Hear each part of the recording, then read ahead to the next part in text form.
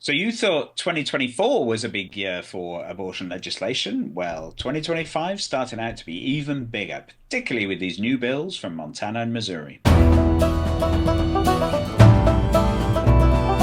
Welcome back to Beyond the Bill number. So today we're diving into two big legislative developments shaking up the abortion debate. Montana's push to criminalize abortion-related travel and Missouri's expansion of tax benefits for anti-abortion organizations. But before we get into those, let's just take a step back. And in fact, all the way back to the Munich Security Conference from a few weeks ago, which does sound a bit odd to talk about Munich in the context of abortion legislation in the Yeah. US. But it was a very unusual conference in a number of ways, mainly because it was where JD Vance announced the end of the post-Second World War world order and basically said to Europe, you're on your own, which has obviously caused massive ructions here as we try and align away from the US and seek new allies. But unusually, in the vice president's speech, he wasn't talking about the kind of things you'd expect at an international security conference. He wasn't talking about China or Russia. He was actually talking about abortion. Oh, So what he said was the threat that I worry about most vis-a-vis Europe is not Russia, it's not China, it's not any other external actor. Rather, it is the threat from within. oh. So this language around the threat from within is something you obviously hear quite a lot on the right. It's the whole deep state thing. But in this respect, what he was talking about was free speech Okay. and what he sees as the erosion of free speech within Europe. He sees this as a very big threat to democracy generally. Okay. Obviously, Okay. other people might take it differently and see Yeah. some things that the current administration are doing as threatening democracy. But anyway, one of the examples he used, though, was very, very interesting. He rebuked the Scottish government for sending out letters in October 2024, and he claimed that these letters cautioned citizens that, in his words, even private prayer within their own homes may amount to breaking the law. So that's Okay. very interesting. And obviously, people in Scotland in particular were like, well, that's odd because we weren't aware that private prayer in people's own homes has somehow been banned. Yeah. And it turned out it's a very interesting case actually. So the Scottish government introduced a new law that said that you're not allowed to protest in a sort of overt way within 200 meters of any clinic that performs Okay. any kind of abortions or that kind of reproductive health care, which obviously a lot of clinics. So a lot of clinics will be advising women, even if they're not actually carrying out the procedures themselves, but a lot will be carrying out those procedures as well. So there's now this 200-meter buffer zone around them. Now, the reason the Scottish government introduced this law was because there's been a sort of severe rise in the number of organizations from America No. coming over and basically copying the American playbook of protesting abortion clinics, Mm. often in Okay. quite aggressive and unpleasant ways. Now, obviously, abortion is perfectly legal within Scotland, and the Scottish government didn't want women being harassed or threatened as they went into these clinics, so they've introduced this new law. The law is a little bit controversial because obviously you do have this conflict between free speech and freedom of expression, and obviously the freedom to walk into a clinic without being harassed. But the letter that JD Vance was referring to was a letter that was sent to residents who live within this 200-meter buffer zone. So effectively, their homes are included within this buffer zone. But it's not that they're not allowed to express their own opinions or pray within their own homes. The letter was basically just saying, make sure that you don't have posters up in your window that might be Mm. seen as intimidating Mm-hmm. Mm-hmm. towards the youth of these particular clinics. It's that kind of thing. And so it was just to warn them that they were within the buffer zone, and therefore they need to be a bit careful they're not breaking the law. So this extreme reaction, though, by JD Vance is Yeah. quite telling. And the fact that this is what he would choose to focus on in a speech to the world's Yeah. nations about defense was quite startling, really, and it came as quite a shock to people. This is actually what seems to be that's most important to this particular administration. It's really interesting because I feel like when we're looking at what's happening right now, you and I were talking before we started recording about some journalists talking about how there's so much chaos in the Trump administration and how we're all kind of getting a little distracted by these crazy things that they're doing. And maybe it's kind of hiding the true intentions of what the administration is trying to do. And you were pointing out that maybe we need to be a little bit more focused on what could actually pass instead of these kind of horrific things or crazy Absolutely. things, like, to one side or the other. But it is interesting how much their intention is also right out there in the open. So, they did this in Munich. There's been so much talk about the women need to birth more. There's a lot of push towards anti-abortion, restricting abortion, all of these things. And in so many different ways, which we'll kind of get into with the two bills that we're talking about later, but even within the Trump administration and the news that's coming out. So at the beginning of March, Trump pardoned a lot of people who had broken into and blocked access to abortion clinics that were having federal prison sentences or cases. And since then, the FBI and DOJ released memos that they're going to stop pursuing these types of cases because of this pardon and kind of this new approach here in the States. And there's so many different ways that you can restrict abortion and kind of deter people from getting abortions.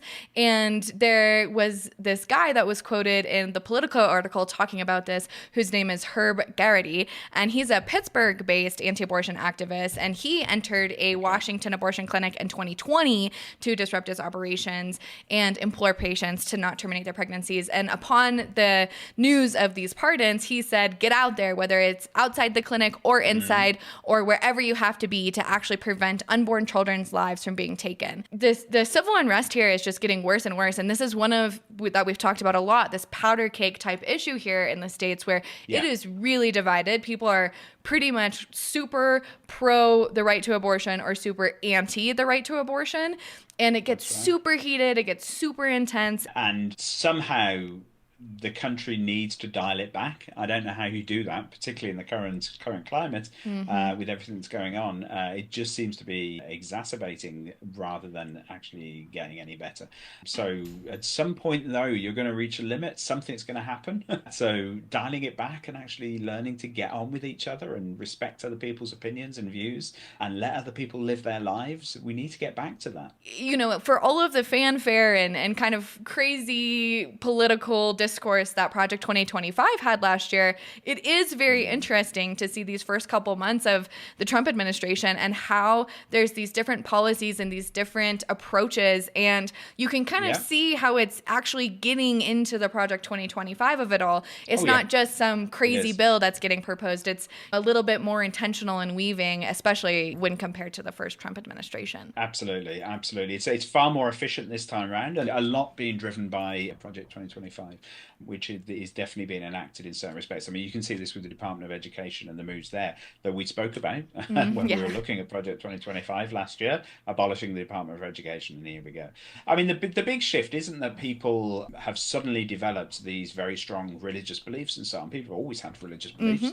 The change is, of course, that people feel they can impose their views on other people. And then it's no longer a matter of personal belief and personal behavior. You have the right to tell other people how to behave. And that's the difference between a free democratic society and a theocracy. And it's worrying when there are people who think that it's okay to move in the direction of being a theocracy, because that's not going to work out well for America. So at some point, there has to be this reassertion of the rights of the individual. It's not just these laws that we've kind of seen in the past of we're proposing this law, it's restricting abortion, or we're proposing this law and it's allowing abortion. It's these interesting sideways approaches that curbing one aspect or the other aspect. And honestly, it's kind of a really smart time in this legislation that's getting proposed and passed and some of the stuff that we'll get into. But there's these different ways of funding these types of clinics over these ones or restricting movement. And there's just a very different approach that we're seeing now rather than true, false, it's allowed, it's not allowed. It's these other types of things that are kind of getting pulled in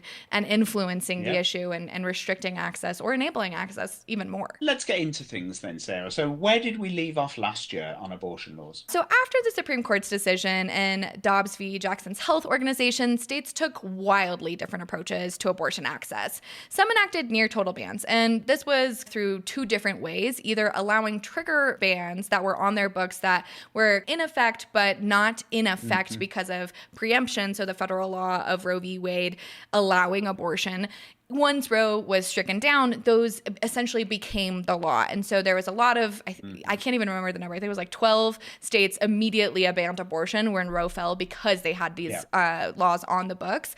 But then there was also states that maybe had a trigger ban or didn't. They enacted stricter bans, newer bans, this kind of newer legislation. And we've been seeing a lot of infighting about that. Kansas is a good example of where the legislatures keep trying to impose bans and the states keep trying to, the state's residents keep saying no. And then there's others that reinforced protections, like adding abortion as a right to the state's constitution, codifying that right, other things like that.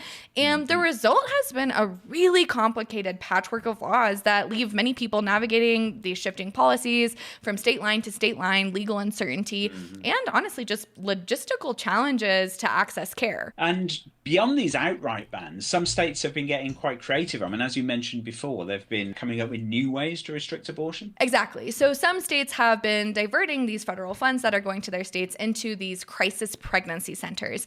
And these centers are organizations that usually discourage abortion while presenting themselves as kind of a medical facility that you could go for counsel. But their ultimate goal is to encourage you to not have an abortion. And then other states have introduced laws that making it harder for providers to operate either within them or providers outside of those states to operate. Meanwhile, states that support abortion rights have been passing shield laws to try to protect patients and doctors from out-of-state legal consequences when these states who have banned abortion are seeing people from their states going out of state to obtain something that they have deemed as illegal. Okay, so well, that brings us to today's discussion then. So let's start with Montana. What is going on in the great state of Montana? So Montana lawmakers are considering House Bill 609, which would make it a felony for someone to obtain an abortion that's deemed illegal under Montana law, whether it happens within the state or elsewhere. And this is especially controversial because it also criminalizes people who assist someone in getting an abortion, including family members or healthcare providers.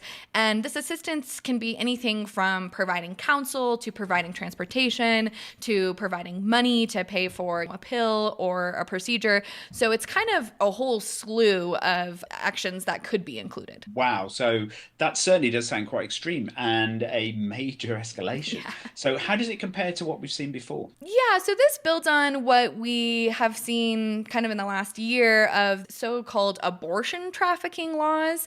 And we first saw this in Idaho, and then it was quickly followed by Tennessee. And those bills, particularly from last year, focused on minors traveling for abortion care. But Montana's bill extends this idea to everyone. So it's not just trying to protect minors from being taken out of state to get abortions. It's actually for anybody that would seek to get an abortion outside of the state, because again, abortion is not illegal in Montana just for under 18s. It's, for everybody. And this is also part of a broader overall strategy to frame abortion-related travel as some form of trafficking that can make it easier to justify these legal restrictions, because you hear the word trafficking and you're like, oh God, want to stop that. So it's an interesting new approach. It is, and it's a sort of very inflammatory language to use for women who are traveling to get healthcare. So let's just talk about what happened last year. What did Idaho and Tennessee do? So like I said, Idaho really led the charge here with House Bill 242, and that made it illegal for an adult to help a minor obtain an abortion without parental consent. So this is kind of one of those situations where a teen wants an abortion, their parents might be anti-abortion, they might not feel comfortable talking to them, they might have a different adult that could help them, they want to get an abortion, and they need a little bit of support there. So that's kind of the situation that they were looking at addressing. And then in Tennessee, they followed with Senate Bill 1971, and that created a new offense called abortion trafficking of a minor, and it actually allowed for wrongful death civil suits in certain cases. Wow, so that actually means that somebody could be charged with wrongful death over the death of the fetus during the abortion process, and actually go to prison for that. Yes. Yes. And so both of these two laws were enacted, right? So they are now the law of the land in these states. Yes. Okay, so there are other states, though, that I think that tried similar laws but didn't quite get the laws passed. So what were those states? Yeah, so Alabama, Mississippi, and Oklahoma introduced similar bills, but they ultimately failed. And Mississippi's House Bill 1041 was a pretty interesting example where it imposed fines between $1,000 and $10,000 and prison sentences of 2 to 5 years for anyone aiding in abortion-related travel. But this bill also gave the state attorney general the power to prosecute cases even if the local prosecutors refused. And so it's kind of a really interesting approach where you might not want to prosecute your neighbor's daughter for doing this, but the state attorney general could say, nope, we're doing it and we're prosecuting. And, I don't really care if you care about this person in your community for seeking out this care. We are prosecuting to the letter of the law. Okay, so yeah, very, very harsh laws. But Montana's bill is actually taking things a step further. Yeah, exactly. Unlike Idaho and Tennessee, which focused on minors, this Montana bill, 609, is applying to anyone seeking an abortion out of state. So that's a really big shift and could have far-reaching implications, especially for people facing these medical emergencies later in pregnancy. In Montana, if you have a fetal abnormality or anything like that, they don't really have those call-outs in their abortion ban.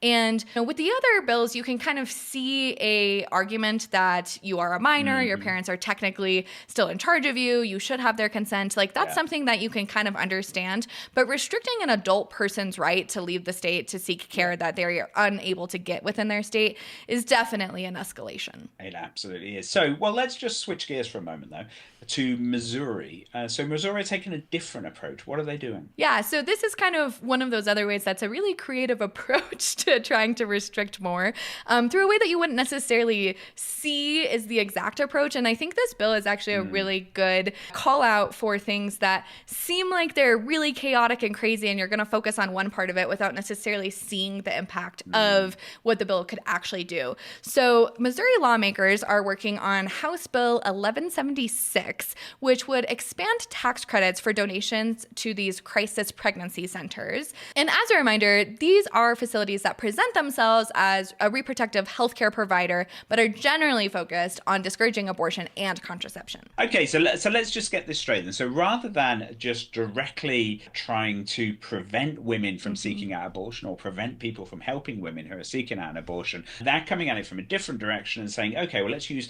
financial incentives for organizations that will actually do this persuasion. And often, obviously, persuading women under the guise of providing them with healthcare. Yes, exactly. And this bill, what it does is it increases the existing tax credit from 70% to 100%, meaning that donors could completely eliminate their state tax liability by giving to these centers. And so what the concern is here is that a dollar for dollar tax credit is super rare because they essentially redirect taxpayer money away from public services like healthcare and education into private, ideologically driven organization. And in other words, instead of that money funding schools, roads, and hospitals, it's funneled into these crisis pregnancy centers that often provide misleading information and limited medical care as it relates to what care women might want, as in an abortion or contraception, and pushes them in the direction of either getting pregnant or keeping the baby. And so, like you said, it's not saying you can't have an abortion, but it is making the resources available and more available because they're more funded than something like a Planned Parenthood to kind of direct people in that way. So it's almost like instead of saying no, we're kind of just like diverting the train tracks to a different direction. Absolutely. And there's another tax loophole angle as well, isn't there? Yes. And so this kind of gets into what I was talking about earlier of people getting really focused on one part of the bill when not necessarily seeing the other part. So this bill does allow donations in the form of corporate stock, which means that wealthy donors could bypass capital gains taxes by getting a full state reimbursement depending on how much they donated. And this is a pretty unusual setup that really disproportionately benefits high-income individuals.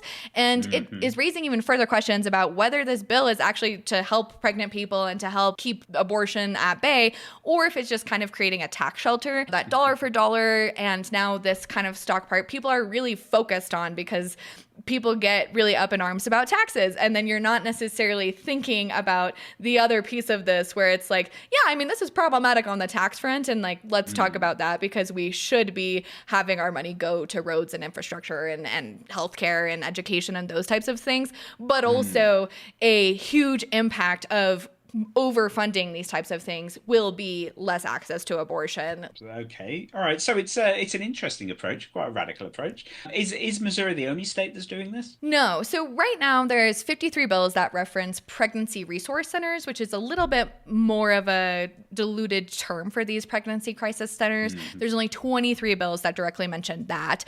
And Texas actually has the most that directly mention a crisis pregnancy center, whereas Kansas leads the way with 24 bills addressing pregnancy resource centers.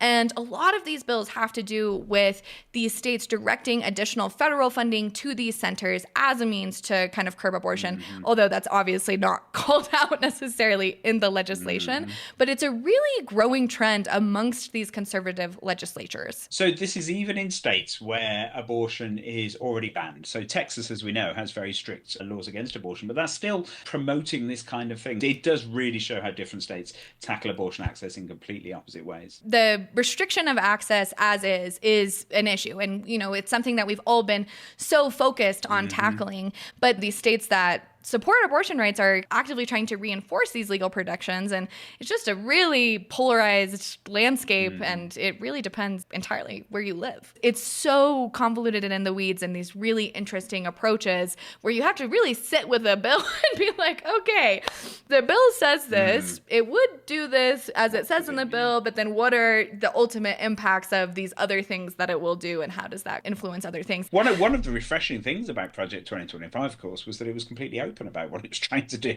The document, which was published on the internet, made absolutely no bones about what the strategy is here. These bills obviously being slightly more underhand about it. So if they do become law in these states, then they're probably going to face legal challenges. Yeah. One, there's right to free travel is definitely something that I think will be up for contention soon. And it's going to create uncertainty and fear until we kind of understand what we can do and what we can't do. And we can also expect that because there are these tax implications and maybe a loophole for the wealthy in that Missouri bill, we assume that that will also create some legal challenges and people kind of being upset about that. So yeah, it will be really interesting to see how these bills unfold and how these attempts at moving into other areas of the world, aside from just restricting abortion access, will go. So once telling people where they can go and what they can do and money are involved, who knows what's going to happen.